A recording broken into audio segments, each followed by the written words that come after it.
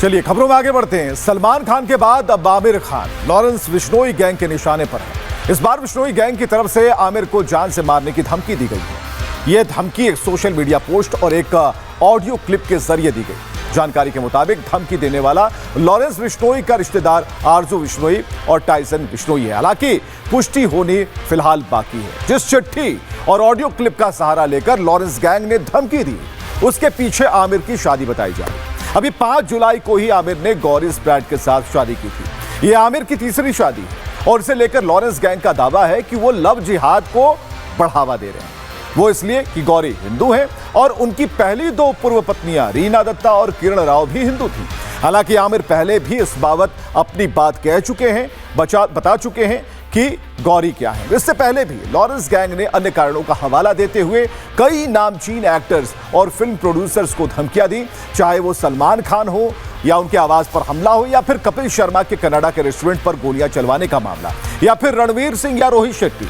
Lawrence gang ने कोई कसर नहीं छोड़ी। हालांकि पुलिस ने इस सभी सेलिब्रिटी की सुरक्षा जरूर बढ़ा दी।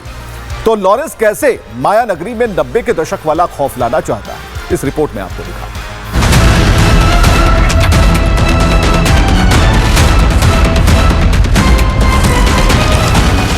बॉलीवुड पर एक बार फिर से अंडरवर्ल्ड का काला साया गहराने लगा है। एक के बाद एक माया नगरी के कई बड़े चेहरे अब लॉरेंस बिश्नोई गैंग के रडार पर हैं।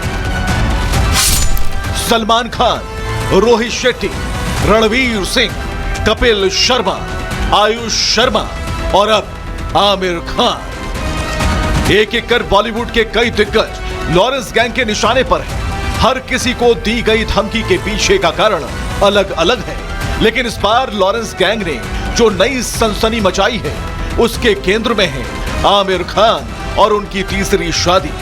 सोशल मीडिया पर एक धमकी भरा पोस्ट, एक लेटर और एक ऑडियो नोट। आइए आपको बताते हैं कि इस धमकी भरी चिट्ठी में आखिर लिखा क्या है।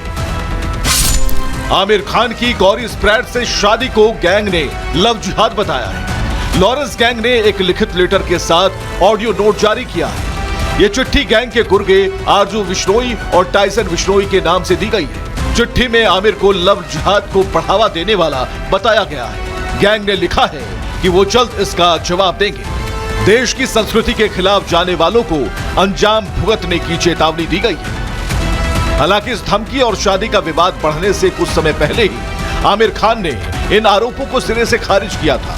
उन्होंने स्पष्ट किया था कि उनकी किसी भी पत्नी ने शादी के लिए धर्म परिवर्तन नहीं किया है। फिलहाल पुलिस और साइबर सेल वायरल हो रहे इस पोस्ट और कथित ऑडियो क्लिप की सत्यता जांच रही है। तकनीकी साक्ष्य जुटाए जा रहे हैं। अभी तक आमिर खान या उनकी टीम की तरफ से कोई आधिकारिक शिकायत तो दर्ज नहीं कराई गई, लेकिन मामले की संवेदनशीलता को देखते हुए सुरक्षा एजेंसियां हाई अलर्ट पर हैं और आमिर खान के आसपास का सुरक्षा घेरा कड़ा कर दिया गया है।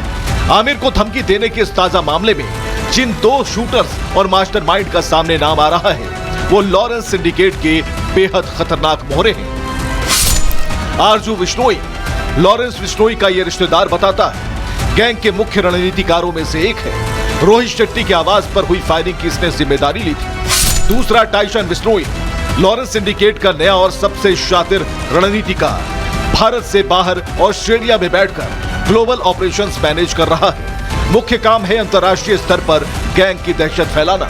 आमिर के मामले में वायरल ऑडियो मैसेज इसी टाइसन बिश्नोई ने भेजी है। लेकिन यहां सबसे बड़ा सवाल यह है, आखिर लॉरेंस बिश्नोई गैंग का बॉलीवुड को इस तरह से टारगेट करने का असली मकसद क्या है? दरअसल इसके पीछे एक बहुत बड़ी और खौफनाक महत्वाकांक्षा छिपी है। लॉरेंस बिश्नोई 90 के दशक जैसा दौर लाना चाहता है, जब फिल्म इंडस्ट्री में अंडरवर्ल्ड का खौफ था। दाऊद अबू सलेम के नाम से लोग कांपते थे। सितारों से जबरन वसूली की जाती थी। बड़े सितारों को धमकाया जाता था।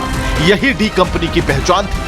अब लॉरेंस बिश्नोई को लेकर भी ऐसी ही चर्चा है। वो खुद को नया अंडरवर्ल्ड डॉन दिखाना चाहता है। बॉलीवुड के बड़े सितारे उसके निशाने पर बताए जाते हैं। टारगेट किलिंग, फिरौती के फोन, खुली धमकियां, खेल पुराना है लेकिन मोहरे नए। उत्तर भारत से निकलकर अब यह सिंडिकेट मुंबई पहुंच चुका है। बॉलीवुड से बिजनेस जगत तक एक अनजाना सा डर लौट आया है। सलाखों के पीछे बैठकर लॉरेंस मुंबई पर अपना कंट्रोल चलाना चाहता है, लेकिन लॉरेंस का दाऊद बनने का यह ख्वाब अब सिर्फ एक ख्वाब ही रहेगा।